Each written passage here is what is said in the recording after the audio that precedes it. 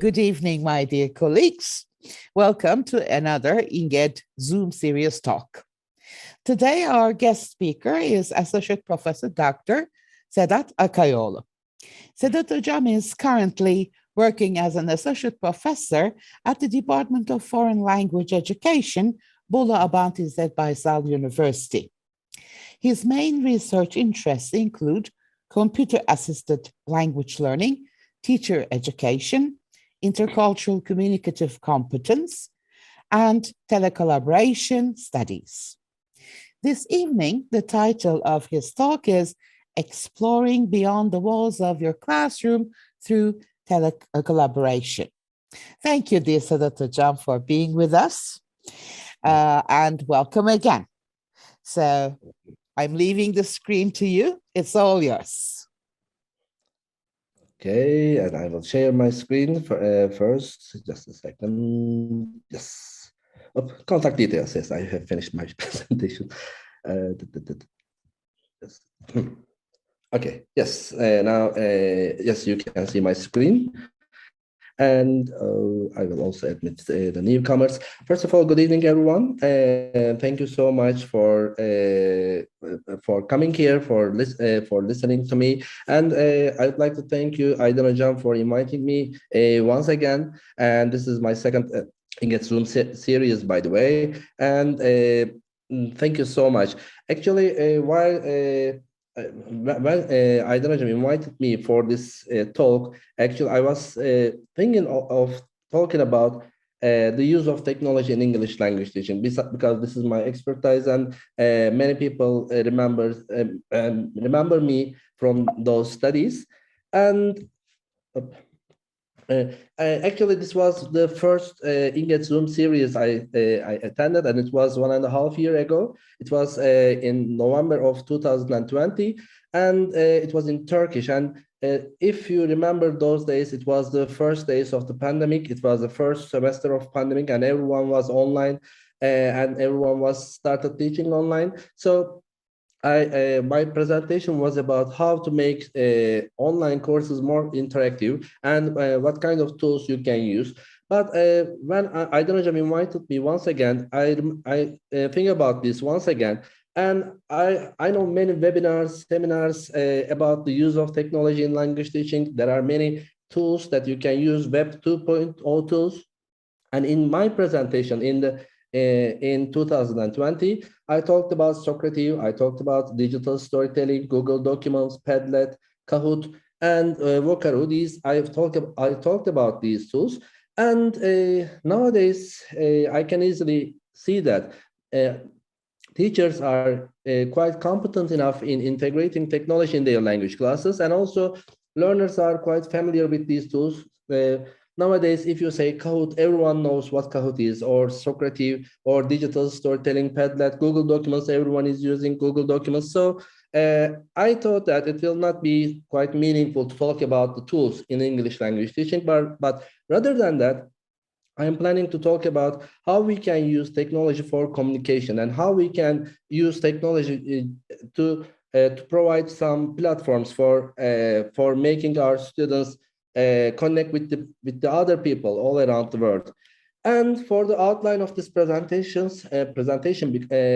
I will start with what has changed recently for language classrooms, especially in terms of demographics, what has changed in the last 3 or 4 years, or in the world in the last 10 years, what has changed in our language classrooms, and why cultural issues are quite important.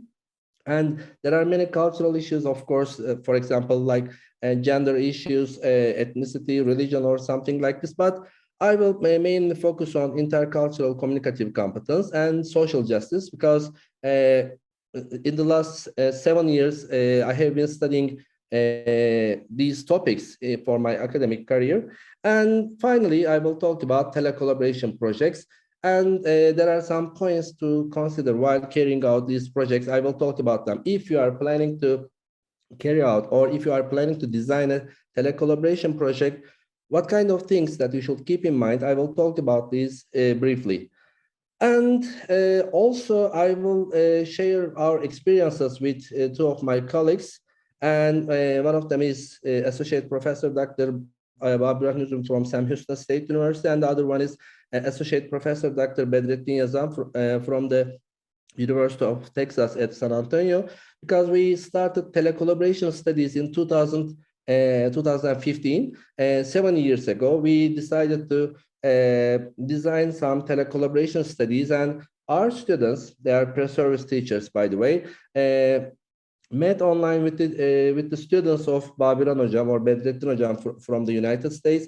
And for the last 7 years, we had designed these kind of projects. And finally, we also designed a project and it was supported by the US Embassy. And based on our experiences, I have some suggestions and recommendations for the telecollaboration studies, and I will talk about these as well. And first of all, we can say that if you are studying in computer-assisted language learning, or if you are interested in technology used in English language teaching, it is said that we should change our focus from single classrooms to long-distance collaborations. For example, nowadays we have single classrooms, and the classrooms are not just limited with the four walls. We have to design some collaborations, some telecollaborations, and our students will have the chance to meet other people all around the world. And this is our main purpose while we are teaching English. We are not teaching English for our students so that they will solve some multiple choice tests, or we don't expect our students to fill in the gaps. This is not our purpose. Our purpose is to enable our students to communicate with the other people all around the world. And this is actually the main goal of teaching in English. And also, it is said that we should focus on, we focused on language learning, but we should change our focus to an emphasis on culture. For example, intercultural competence, cultural learning, cultural literacy. These are quite important, especially nowadays. This is quite important to understand other people from different cultures. That's quite important. And also, we were talking about communicative competence. What do we mean by communicative competence? The learners should be competent enough to communicate. They should know some communication strategies. They should know the context. They should understand the discourse. We know that, but we should change this as intercultural communicative competence. While we are talking to someone, we should also understand the target culture. We should also be aware of our own culture, and we should be open to new relations and new communication opportunities. We can say that. So in 2006, almost 17 years ago, these were suggested as further studies. And in those times, we didn't have Twitter, by the way, in 2006. We didn't have smartphones. In those times, people were talking about this, and they said that we should design some courses. We should design some learning environments so that our learners will be able to communicate with other people all around the world. We can say that. And while we are talking about intercultural communicative competence, I don't want to give too much theoretical information, but I will just give some points about this.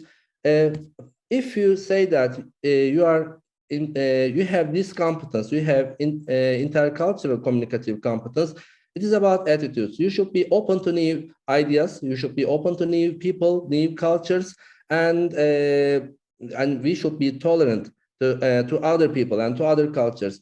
Some people name other cultures as disgusting, bad, but we don't have bad culture. We don't have something. They are only different, and the individuals should have these ideas about the other cultures, and we should have the knowledge about the target culture, and also knowledge about our own culture. This is also another important point. Most of the time, while we are talking about cultural issues in English language teaching, we always talk about the target culture, but we should also have the knowledge of our own culture. That's also an important issue.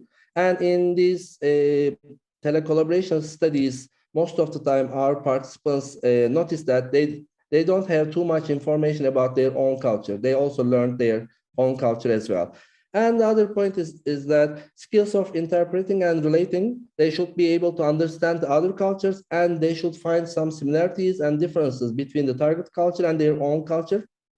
And they should say that, okay, you, for example, you celebrate this holiday in this way, and we are celebrating a holiday similar to that one, or this is different in our culture, and this is somehow similar. We should have the skill of interpreting and relating. And the other one is we should discover and interact with the other cultures. We should be able to explore and understand the other cultures on our own. And the final one is, and the most important one, critical cultural awareness. We should be able to criticize our own culture as well, and also we should be critical. We should criticize. We should evaluate the cultural elements, and we should be knowledgeable about these issues. And this is the Byram's model of intercultural communicative competence, and these are quite important in this age. I can say that we should be tolerant, we should be open to new cultures, we should have the knowledge of the target culture, and also we should have the knowledge of our own culture. We should be able to interpret and relate. We should discover and interact with the other people, and finally we should be critical in terms of cultural. And this is our actually one of the goals of language teaching. And why do we need to focus on culture more than ever? This is in previous times, culture was also important. We were talking about culture in 1980s, 1990s. In 1990s, we had some English course books, and they are mostly British. In those course books, we have the British culture or American culture. And nowadays, it is much more important than ever. We can say that. The first one is increasing global and intercultural connections. And nowadays, we can easily connect with people from other parts of the world. For example, at this time of the day, we can meet online just by clicking a link, and we have more connections. And also, we have improved information and communication technologies like this one right now. I'm in front of my computer. I am talking about culture in English language teaching. You are listening to me, and this session is being recorded, and this will be published online on YouTube. And some people will make comments maybe, or they will like it, they will share it. So we can say that because of the improved information ICT technologies and also global and intercultural communications, we have more connections and more interactions. We can say that.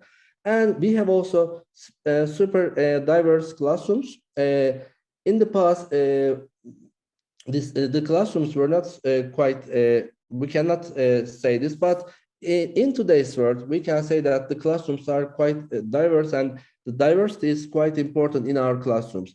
And the last factor that affects our language classrooms is forced immigration. We sometimes complain about this. We sometimes feel sorry for the people who are coming to our country. And this is not only for our country. For example, the people in Ukraine, they move from their country to other countries, and they don't like this situation. They don't want this situation, but we have to admit this, and we have this issue. And people immigrate. Why? Because they want to find safer and better places to live. This is their right, of course. And they usually escape from war-torn countries, and they look for better economic opportunities. And the young generation in our country, they also want to go abroad just for economic opportunities.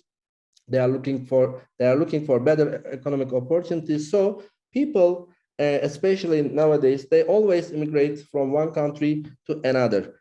And we have some statistics about the refugees in Turkey. According to the United Nations Refugee Agency Global Report in 2019, 3 years ago, by the way, we can say that Turkey hosted the highest number of refugees worldwide.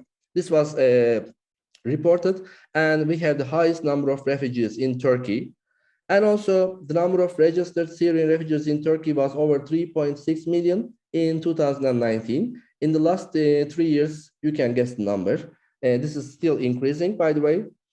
And only 1.7 of them are living in temporary refugee camps. which means that they have their own schools, they have their own hospitals, they are living in refugee camps. What about the rest? The 98.3% of the refugees are living all around the country. This is when we think of this number and when we think of this percentage, this is quite high, and these students are all in our classrooms, we can say that. And in 2020, the Minister of National Education reported that 674,199 Syrian children were registered to receive education in public schools in the 2019 and 2020 academic year. Again, it is 2 years ago. That we have this number of Syrian children in our state schools. And most of the time, we don't train our teachers to teach this kind of classrooms. These classrooms are quite diverse, and we can say that they have different ethnic backgrounds, they have different religious backgrounds, they have different language backgrounds as well.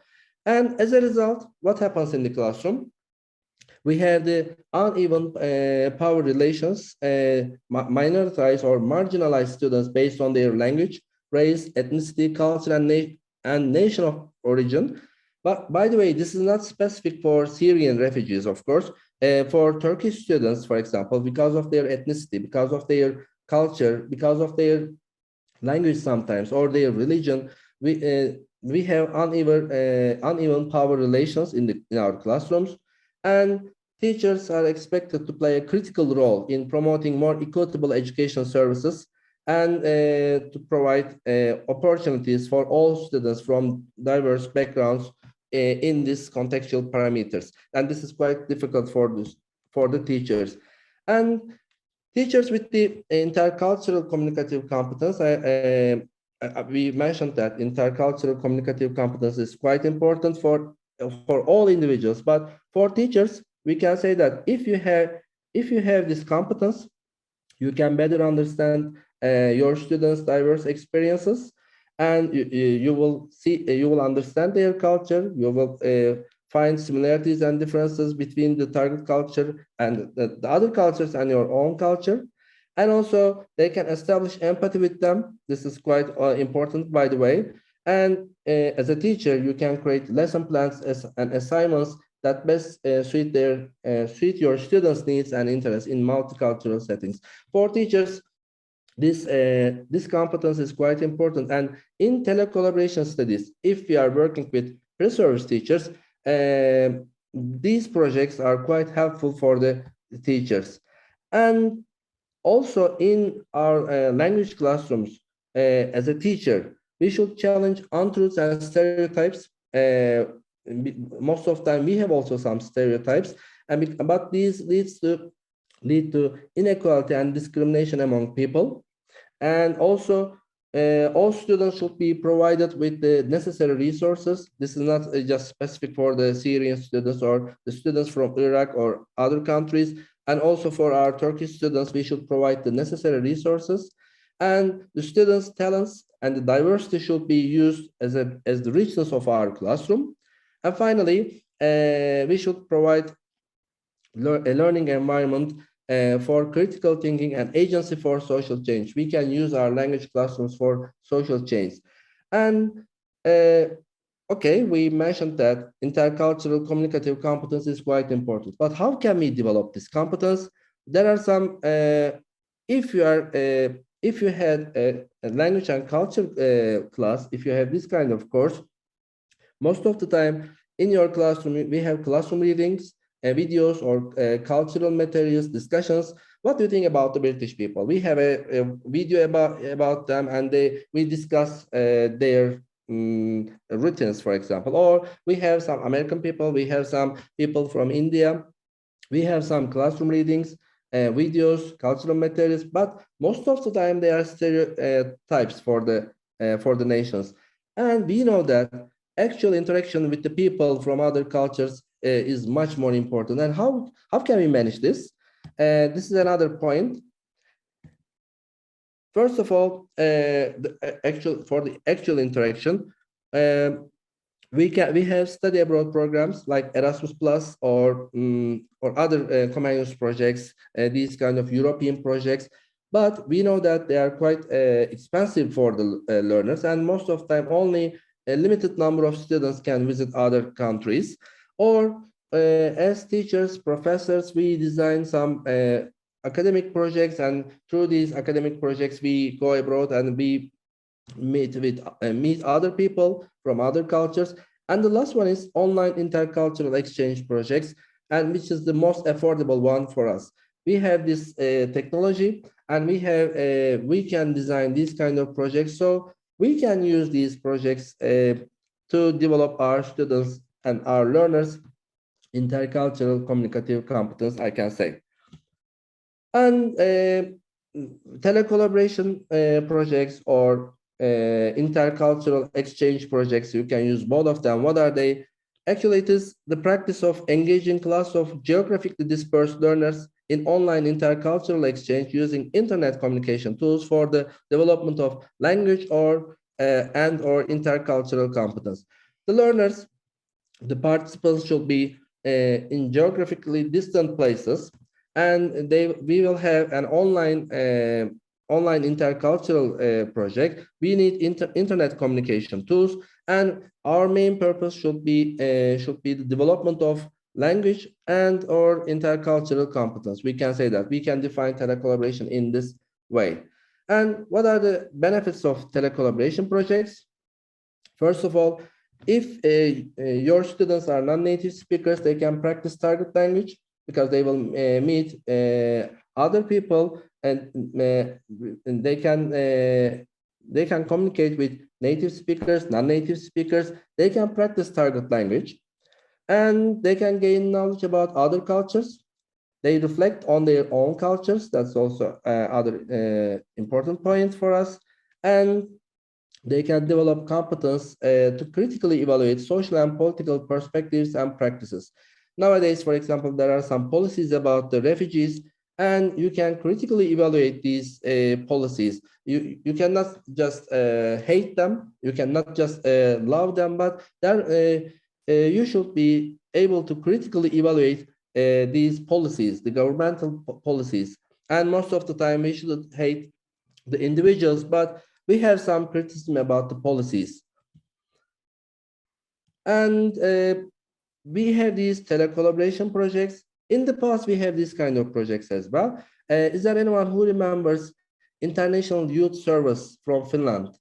I will write it on the chat board, by the way.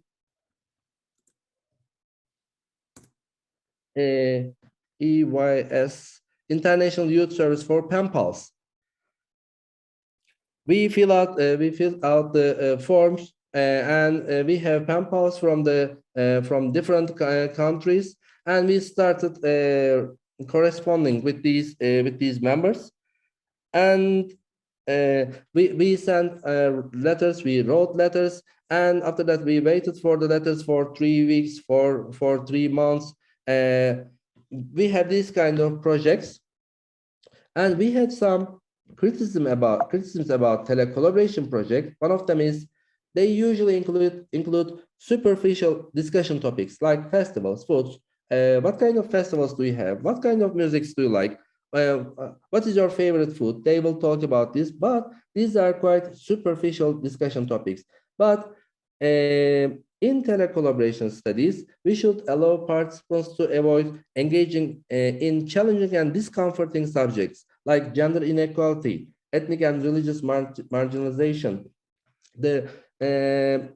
for example, the religious issues. This is quite sensitive topic, but learners should be able to talk about these topics in these projects. If we use these kind of projects, we can develop our students intercultural communicative competence. We can say that. And while we are designing telecollaboration projects, there are some important issues. We mentioned this, and these are, first of all, finding a partner group. How can you find a partner group abroad? This is one of the main difficulty and the most important challenge in telecollaboration project. And the other one is scheduling and time zone differences. If you have a partner from the United States, most of the time you will have some problems about the time zone differences, and in our projects, our partners were in the United States, and we had 8 or 7 hours difference between these two countries. This was quite difficult, and we should design engaging and challenging tasks. This is also another important point. If you have designed some if you give your students some superficial topics, it may not be challenging. It may not be engaging. So this might be boring for the students. You should have the competency in Web 2.0 tools, because you are designing a telecollaboration project and you have the technical knowledge about this. And as a result, you have to you should ask your participants to design something, to produce something at the end of the project. And we talked about this in detail in our article, by the way. And the first one is finding a partner group. How can you find a partner group? There are some ways of finding a partner group. First of all, if you have colleagues, if you have friends abroad, you can contact them and you can start telecollaboration, which is expected one, which is a desirable one, because you know your friends, your colleagues, their working style, and you will not be you will be familiar with them. Okay, but if you don't have any friends abroad, you can visit this website, unicollaboration.org, and I will share this one. Yes, and this is their homepage, by the way. This group of people are just organizing telecollaboration studies. And here, for example, in the resources, first of all, we start with these guys. Who are they? Actually, research publications, projects, general info. Yes. This platform was founded for the ones who would like to design telecollaboration studies, but who cannot find partners, who cannot design some tasks. And in the resources part, here you can finding a virtual exchange partner. For example, you can search for these virtual exchange for students of English for purpose of international communication. This was finished, by the way. And intercultural communicative competence via telecollaboration, virtual exchange for students of tourism, and comparing approaches to ecological issues. Here we have different topics. And when you criminal justice, for example, just click on this. Here we have the description of the telecollaboration project. And here we have some people, and you can contact them, and you can contact the author, and you can join these projects. This is quite easy to find a partner here. And also, if you are interested in tasks, what kind of tasks do they design? For example, cultural speaking exchange. You have to have at least 4 sessions of approximately 40 minutes, where it will be B1 or B2 level.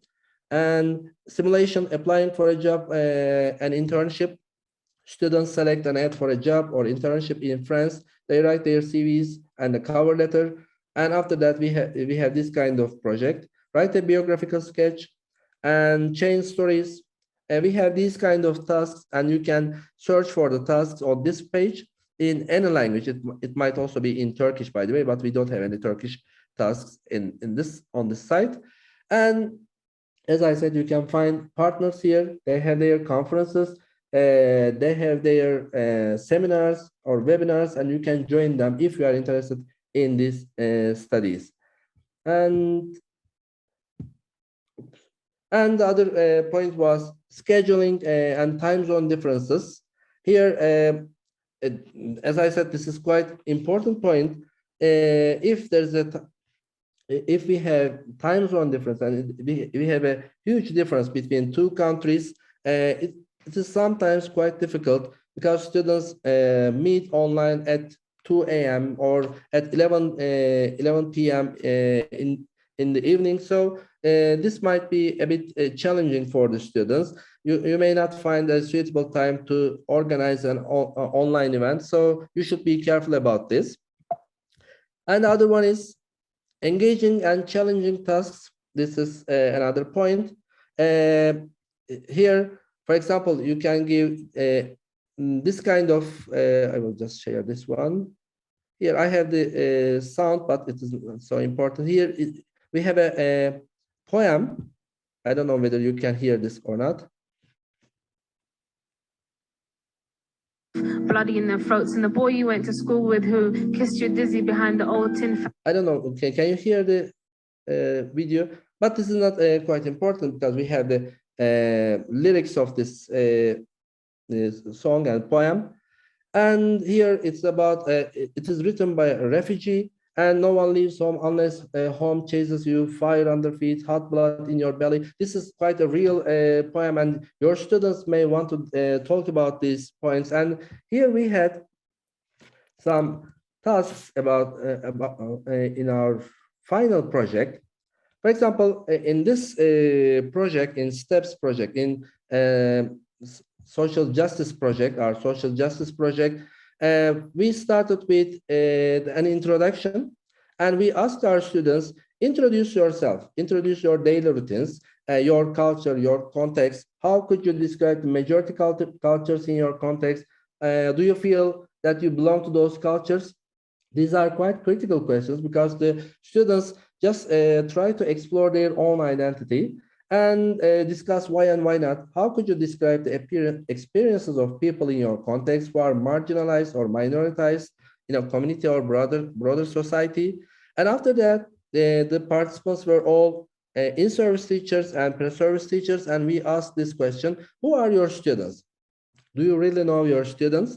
Do you have any background information about your students' parents and culture? Most of the time, teachers may not have any idea about their students' background and their parents' cultural background. And also we have two scenarios, and I will show this in the slides, by the way. And in the 5th week, we asked our participants to design a course material, like a worksheet, a reading passage, listening material, short video clips, or games, and they uploaded these material in Google Drive folder. And these materials include some activities for the minorities in their classrooms. And also, finally, we asked our students to design a poster presentation. And in this poster presentation, we asked only one question: who am I as a teacher or featured teacher of minorities? They just designed a poster presentation, and they narrated these poster presentations. And we have these kind of critical questions. In our previous studies, we also asked some questions about the religion in their country. Do you think religion is important at schools, at governmental institutions? Or we asked their educational system. Are you happy with the educational system? What would you like to change in terms of educational system? They always criticize their own context as well. And here, one of the scenario was here. You can read the scenario here. I can wait for you. And could you please, after you read, I will ask a question.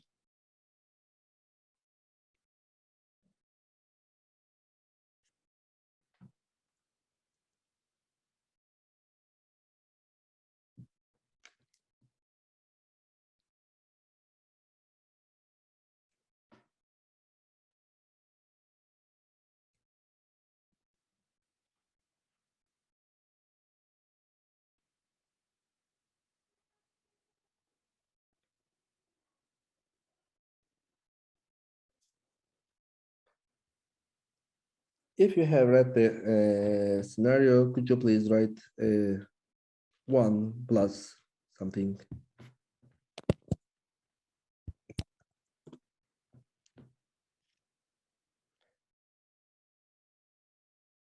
Actually, this is we wrote it at a scenario, but this is a real case, by the way. I witnessed this. I was in the classroom, and I was observing one of our pre-service teachers, and while our student was giving a handout to all students, she always skipped that student, and I was sitting next to him, and I asked this question: why didn't you give any worksheet to this student? And she said the teacher didn't give any assignments or worksheets either, so they gave up. And here we have a Syrian student, and this is a real case. I always witness this kind of students, and their native language is Arabic. He doesn't know Turkish or English, and their teacher don't know any Arabic words. And if you were this Syrian student, Abdulaziz, how do you feel, by the way? You may write on the one adjective or something. For example, just imagine that you are only 10 years old, you go to school every day, and you start, you sit at the back row of the classroom, and you just wait until the end of the class. And after that, you go home. This is the way how many Syrian students in Turkey are living, all refugee students, by the way. And also, if you were the teacher, here, what was his name? His name is Mustafa. If you were the teacher, how would you react?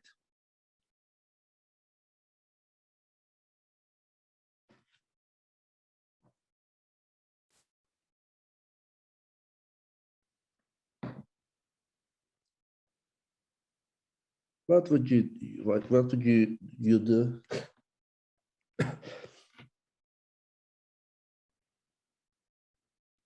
Try to find a way to reach him.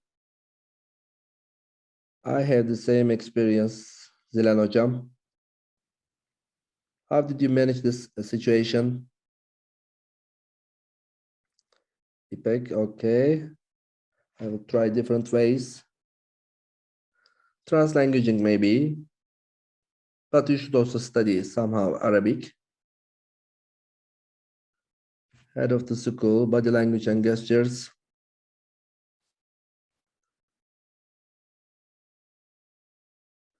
So I'm going to play with them in the break. Yes, we discussed this topic in our project.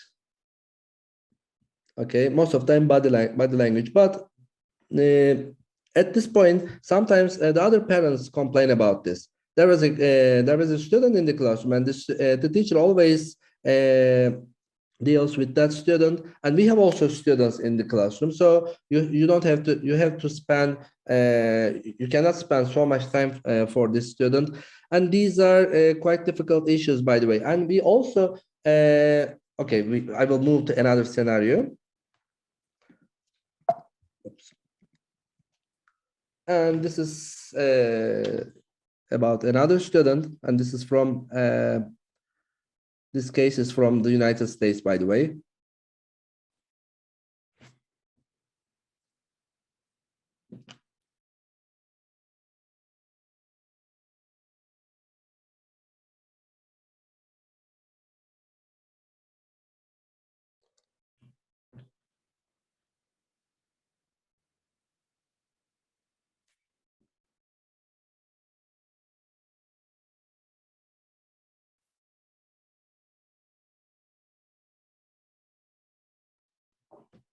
Yes, here we have another student, and this case is from the United States, by the way. He has a beginning English level proficiency, but he's very good at in maths, and in tests, not in English, but in maths.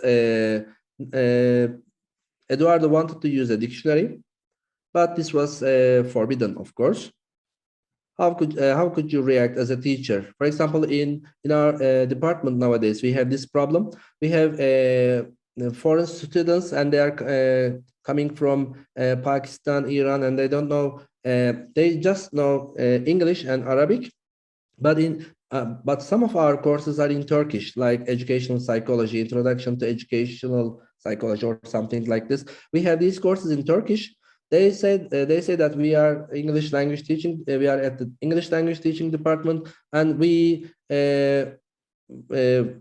we are quite successful in English courses, but in Turkish courses, we all failed. And their teacher didn't allow them to use a dictionary in the examination. What would you do if you were the teacher here? Would you allow your student to use a dictionary in maths, not in English, of course?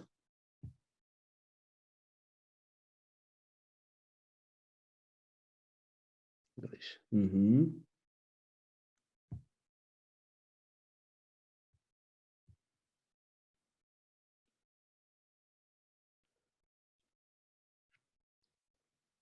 If you write your comments, I can also read on the chat board.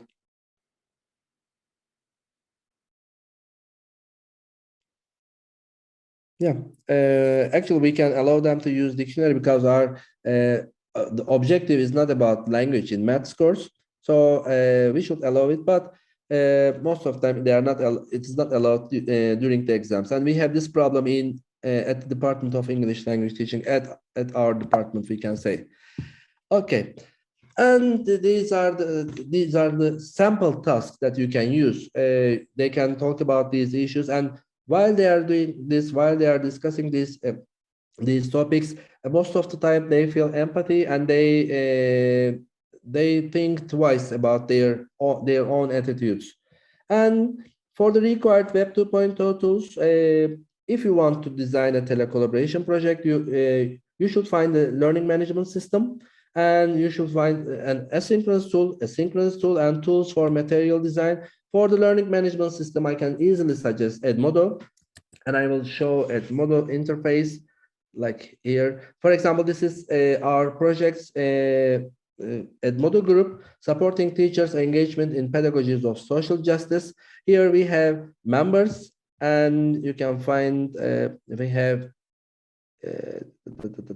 yes, we have 102 participants from the United States, from Turkey, and after that we divided them into small groups in 15 groups, and in all groups they talked about different issues, and you can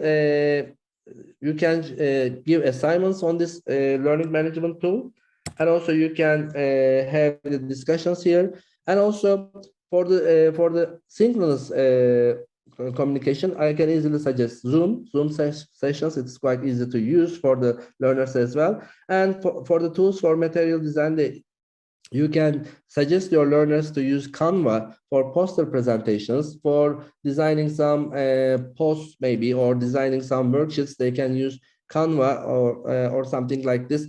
But you have to be you have to have a technical knowledge about Web 2.0 tools in these projects. And finally, I can say that the outcome at the end of the project, you may ask your students to produce something. If you are working with the pre-service teachers or in-service teachers, they can design a lesson plan, a collaborative lesson plan. They can design a project for the minorities, for the marginalized students. They can design a poster presentation, or the most effective one, I think, digital stories. They can design some stories, and in the stories you can find much more information than what they say. You will find some clues about their culture. You can find some clues about their biased ideas, and you may ask your students to write a digital story in collaboration, and that will be very effective. And for the topics, I have finished this presentation. If you have, this is my website, sedatakayoğlu.com. If you have any questions, this is my email address. And on Twitter and Instagram, you can find me as Sakayoğlu. Yes, that's all for me, Aydan Hocam. And I will stop sharing, by the way. Sedat Hocam, thank you very much. It was really very informative and kind of thought-provoking.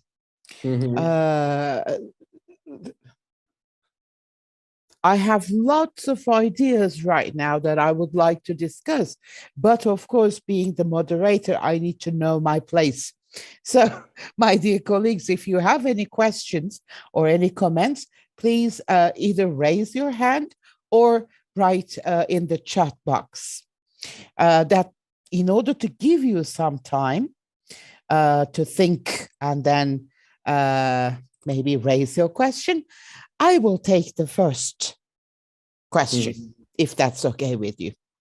Now, these scenarios were very striking because then I felt that this was a person we're dealing with. However, if we generalize this situation, if someone comes to a country as a refugee, is it the teacher's responsibility to, prepare that student, or is it the government's responsibility to prepare the necessary conditions for them so that they won't feel alienated in the society? Maybe some extra language courses. This doesn't mean that we're not going to respect their culture or we're not going to respect their language. However, they have come to this country. So there is a system here. So they need to be a part of the system. The system cannot change for them because the system doesn't change for any Turkish citizens. Yeah. Right?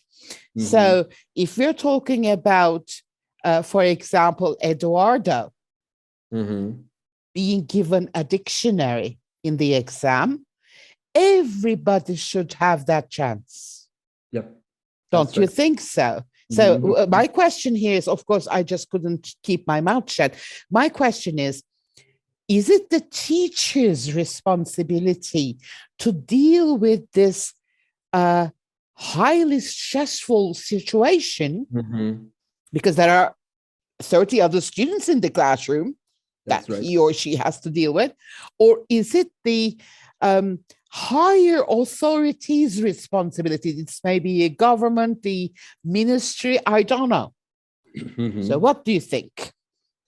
Actually, in our final article, it was published. I think we found that the teachers are they are feeling this dilemma because they say that and many individuals, and I live in Bolan, our mayor, he's always complaining about the refugees, and many people are sometimes they use a hateful speech against them, and teachers are. They know that there are some injustices, but in favor of refugees, by the way. And I also think in the same manner because they come to our university without an entrance exam, and they just we sometimes have to accept them as our students, but most of the time our Turkish students have many exams, and even they pass the exams, they cannot enter the university. We are against these injustices.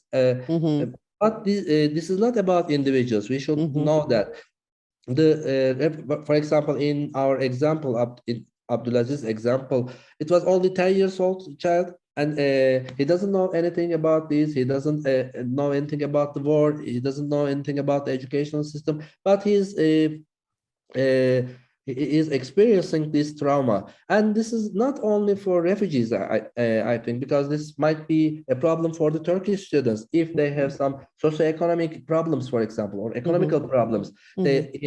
Especially during the pandemic, many parents, they lose their jobs and they have some problems at home. The students are at school, but you cannot reach these students. So as a teacher, if we are in the classroom, we try to find a way to reach these students, whether refugees or Turkish students or any other.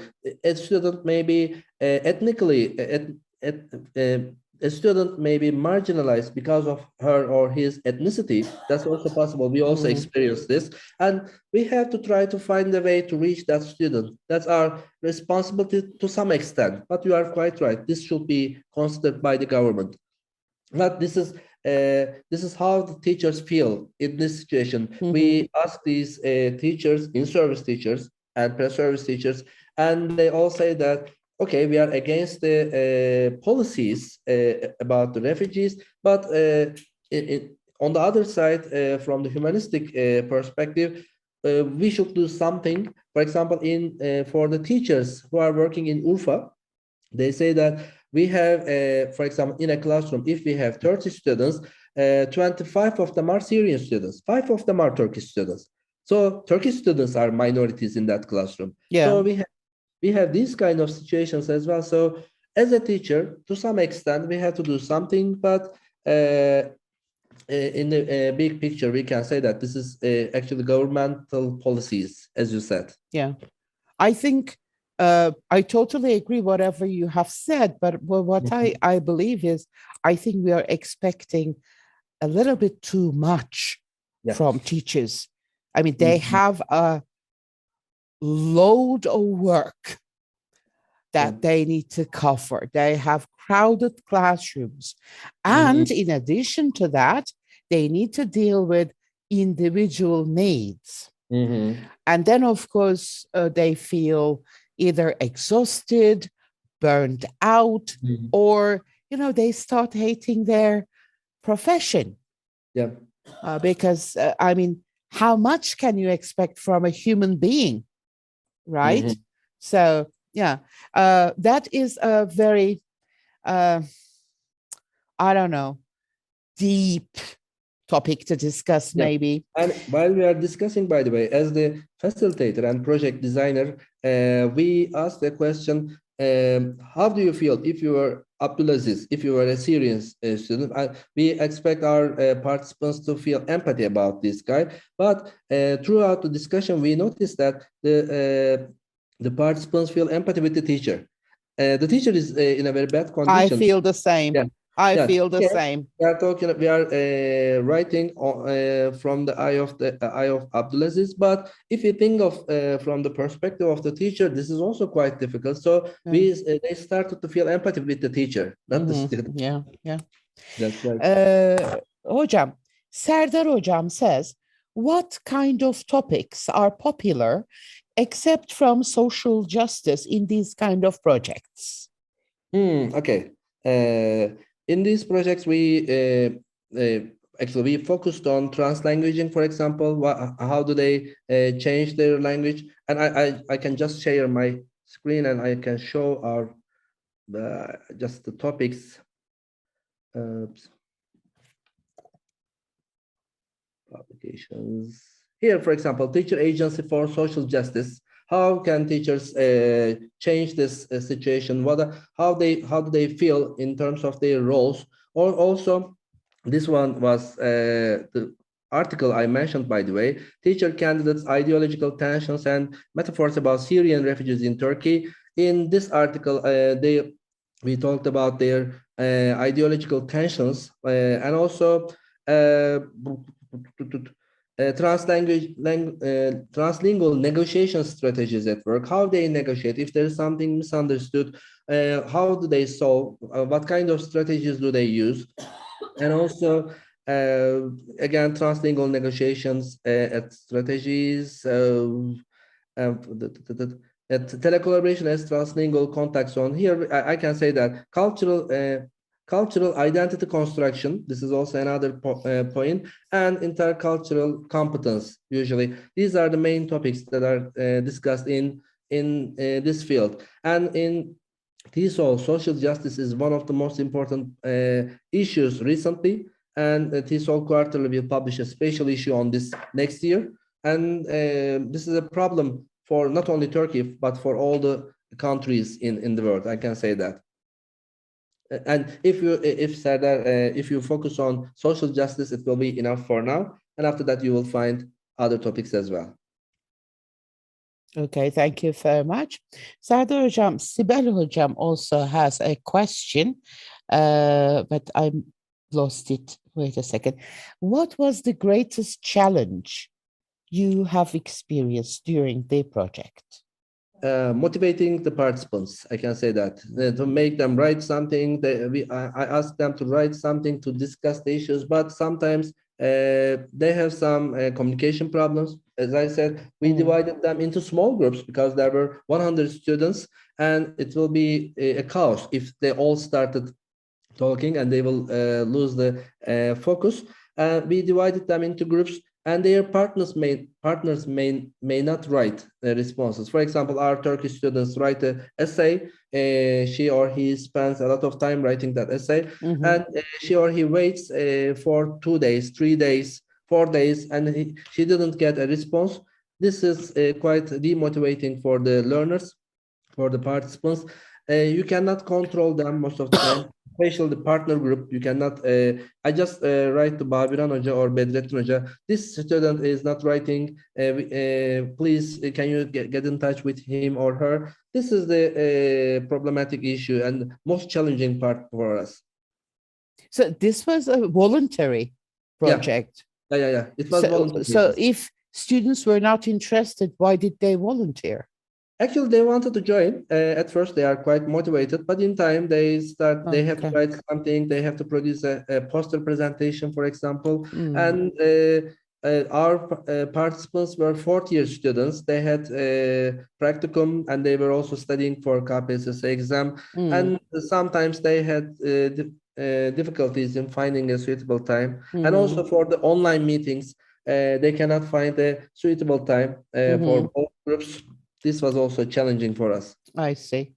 So maybe within the project, the tasks can be a little bit easier or less time consuming, maybe, if we want also the students to participate more.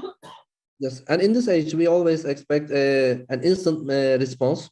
We write something and we just wait for a response. For example, some of my students write a message to me, and after that, if I don't write immediately, they sometimes say, "You have seen my message, but you haven't replied back." I always get this kind of message from my students. They are quite how can I say, impatient. Esra Hocam says in the chat box, do you think your participants were interculturally competent, or were they aware of such a competence before and after the project? Were there, have you noticed any change? Yeah. In an article again in 2020, after the implementation of the project, we noticed some change in the students' writing. For example, they start nascent at the beginning level of critical thinking in terms of their intercultural competence, and also they find some similarities and differences between the target culture and their own culture. They wrote about this, and also they wrote that they are quite open to new ideas. They are willing to learn more about the culture, and we noticed this change throughout the time. Hüseyin Hocam says, do you think there is a minimum level or age for such a project? Actually, I can say that rather than the level of the students, we should focus on that the levels of the participants should be similar. This is much more important, because while I was at Middle East Technical University in 2007, Gölge Hocam had this kind of project with the Spanish students, but our students are Turkish students, and they are English language pre-service teachers of English at Middle East Technical University. They are advanced level students, but the other part, we have Spanish students, and they were at A2 level or B1 level, and this is not quite good for the learners. If both of them are at the elementary level, that's quite fine. They try to write something, they try to explain something, and they can understand each other. They can understand the difficulties in writing. But if one of them is higher than the other one, most of the time they find the tasks quite boring. Yeah. So the level is not important. It can be any level, but all the participants should be somewhere similar. Right. Okay. Otherwise, it can be very frustrating, of course. Yeah. Okay. Azra Hocam says, how do you assess the students being interculturally competent? Have you given any questionnaires, No. or is it by the teacher? Has the teacher decided that they had intercultural competence or not? I will again share my screen and just a second. Oops. I will just show our article about this topic. Oops.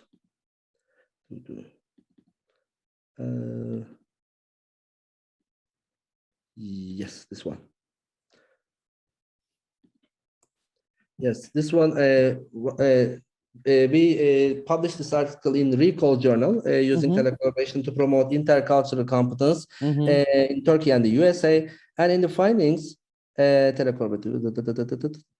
here, results, awareness of heterogeneity. We just analyzed the discourse, we just analyzed the content. For example, at the end of the project, we noticed that the students are aware of their heterogeneity. For example, this is from Turkey. Here, in Turkey, we can see many examples of it because there are so many different people coming from varied backgrounds, Turks, Pomaks, Alevis, Sunnis. The students are aware of the fact that they are living in a heterogeneous community, and this is from United States. And after that, we also find what as nascent critical cultural awareness. They started to criticize their own culture. For example, women in the United States, unfortunately, are commonly seen as weak or not able-bodied to take care of themselves. They criticize their own culture. They have this kind of critical view and critical cultural awareness. We just analyzed the discourse, and we trying to find some clues about the intercultural competence. And the last one was curiosity about other cultures. This experience has been truly enlightening, and I'm so glad I had the opportunity to blah, blah, blah. It was great learning more about Turkish culture because I had pretty limited knowledge of the culture before. At the end of the project, we noticed that they are quite open to new ideas, and they learned a lot. We just analyzed the data in terms of its discourse, rather than this questionnaire. We focused on what they do rather than what they think. In questionnaires, most of the time you find the ideal point. For example, if you ask your teachers, if you ask the teachers, do you have any biased beliefs about these students? They will say, of course, no. But you have to observe them, and you have to find some clues about their actions. So we focused on the actions rather than the words. Well, it is not honest to say that we are not biased. We are human beings. Yeah, of course we are biased. We have prejudices, and we are the intellectual ones, the educated ones are fighting these prejudices. They are trying to get over them, to reach out to any human being, regardless of their religion, ethnicity, belief systems, whatever. But I think as societies, we are becoming more and more intolerant and hateful. I don't know. I mean, this is just my observation. Azra Hocam, as far as I know, these journals are paid journals. I don't think that you can reach them free. Sedat Hocam, am I right? Yeah, I wrote it in the chat box. You can find them on my website. I have the link for them. And if you cannot reach them, just email to me and I can share them with you. Okay. Azra Hocam, if you have seen, Sedat Hocam has written a response for you. I will just take. Yeah. Okay. Okay. I got her email. Defne Hocam, would you like to share your remark? Don't make me read everything here. I mean, come on. Well, I was thinking about what you just said.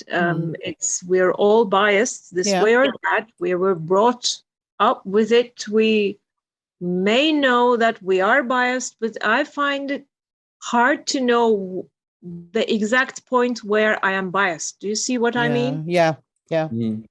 You I may think think that's you're what not biased. Sedat Hocam has meant when he said you start criticizing, critically examining your culture, your own belief system, your values. Am I right, Sedat Hocam? Yeah, that's right. Maybe we should also participate in a project like this. Yeah. And then we can start questioning. I know most of my biases, at least. Some of them I'm very happy with. I'm sorry. That's a different I'm sorry. I'm sorry. But some, of course, I'm trying to change because it's not a very good thing, of course. Yeah. Well, they also changed their attitudes towards the other cultures. For example, when we first started this project, the participants were from the Texas, and they are quite conservative, by the way. And our students tell me. Turkish students, and the students in Texas, they thought that they are Turkish students. They are quite conservative. They are quite religious because they are a Muslim country. Some of them didn't have any idea about Turkey, but and also the students in Turkey, our students, they thought that they are American youth, and they have the freedom. They left home at the age of 18, and they told something like this. And through the discussions, they noticed that the ones in Texas are religious people. The ones in Turkey they are quite free. They that at the end of the project. Yeah, I don't know whether you have seen what I have written in the chat box. I wrote like at the very beginning of the session, or like in the first half of it. In the past, in good old days, it was very rude and improper to talk about religion, religious beliefs, and people's backgrounds or ethnicity. I remember my mother being very angry at me because I asked a very innocent question. And she said, it's none of your business. People should have their privacy, okay? It's their private life. You need to know your limits. Yeah. What happened? Why did we become so, why have we become so invasive? Why are we so interested in other people's religion, beliefs, values? And we try to change people if we don't like their ways. When I say we here, of course, you know what I'm referring to. What happened? What is wrong? Well, maybe this is the next project that we should. Most of the time they see this as a part of their identity, and they want to show their identity. They want to especially show their identity. For example, their native language, for example. Although some people are not happy with other languages in the society, they are happy because they want to say, yes, I have this identity, and they want to show this explicitly. Their religion, especially religion. If they are religious people, they might be favored by some people. They really want to show this, and also their language, their for example, their how can I sexual orientation, for example, they want to show this as well. I am this is my way of life, and you have to accept this, and I have to show this. They like this way. I don't know why, but see, I'm not objecting to anyone's religious beliefs or sexual orientation. They can do whatever they want to, unless they harm other people and other people's rights. Okay. So if they are not harming anyone, if they're not disturbing anyone, they can do whatever they want to. But why show off? Why? Okay, so that's what I'm criticizing. That's why I said in the good old days, it was not proper to talk about these openly, to show off. Yeah. It was your personal, private life. And people respected that. Yes. But nowadays, everyone's big nose is someone else's business. Yes, that's right. I'm so sorry for that. So sorry. I wish we could go back to those good old days. My dear colleagues, if you have any other questions or any other remarks, I know that the topic is very rich. And we can easily forget the language aspect of it and then move to sociology or anthropology aspect of it or psychology aspect of it. But we are not experts in those areas. So maybe we should stick to only language aspect. I don't know. Yes. Sedat Hocam, maybe you have seen the chat box. People are thanking you. They have found the session highly beneficial and informative. I don't know how to thank you. Really. I mean, I have learned so much from you, Sedat Hocam. Thank you. Thank you so much. I don't know how to thank you, really, because this is now something that we will start reflecting on. Maybe we won't have a project on it, but still, personally, at least, we will start questioning ourselves and what we are doing in the classroom. Are we treating our students equally or in a just manner? You know, those things. Let me officially close the session. And then if you're interested, you can stay and chat for a while. Of course, our speaker maybe is tired and may want to leave, but we can chat if you stay. So as usual, my dear colleagues, thank you very much for being with us. And Sedat Hocam, billions of thanks to you for this wonderful, brilliant session. Would you like to say farewell? Okay, it's great honor for me to hear and share my studies, share my ideas here. Thank you so much, Aydın Hocam, for this opportunity. Thank you so much. Thank you. Hopefully, I will see you next week with another guest speaker. Take very good care of yourselves. Bye-bye, everyone.